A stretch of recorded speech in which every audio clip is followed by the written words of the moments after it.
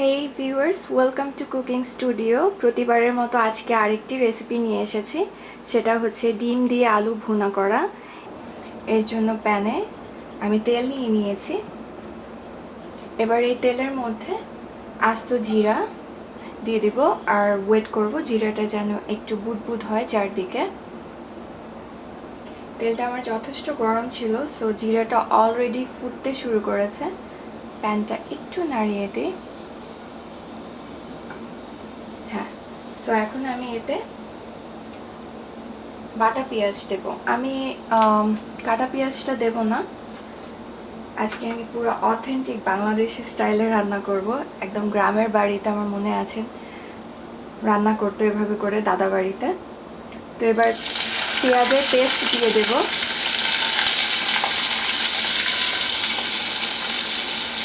তার মধ্যে আদা দিয়ে দিব 1 চা চামচের মতো। এবার এখানে আছে হাফ চা চামচের মতো হলুদ, মরিচ ঝাল মতো আপনার যতটুকু স্বাদ ততটুকু দিবেন। আমি এখানে 1 চা চামচের মতো নিয়েছি। আর আছে হাফ চা চামচ ধনিয়ার গুঁড়ো। এটা আমি পুরোটা দিয়ে দিলাম।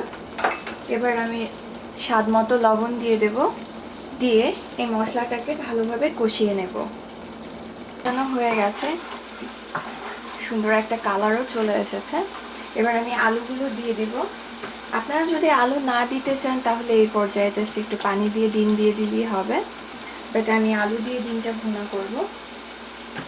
এভাবে করে আলুগুলো কেটে নিয়েছি।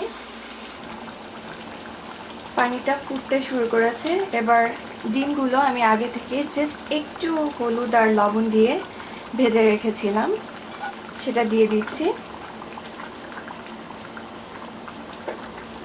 দিয়ে এটাকে নেড়ে জাস্ট আলুটা সিদ্ধ হয়ে গেলে আর পানিটা শুকিয়ে গেলেই উঠিয়ে ফেলবো। ডিমটা অলমোস্ট হয়ে আসছে, আলুটাও সিদ্ধ হয়ে গেছে। এবার আমি আগে থেকে করে রাখা ভাজা গরম মশলার গুঁড়া দিয়ে একটু নেড়ে 1 মিনিটের জন্য ঢেকে দেব।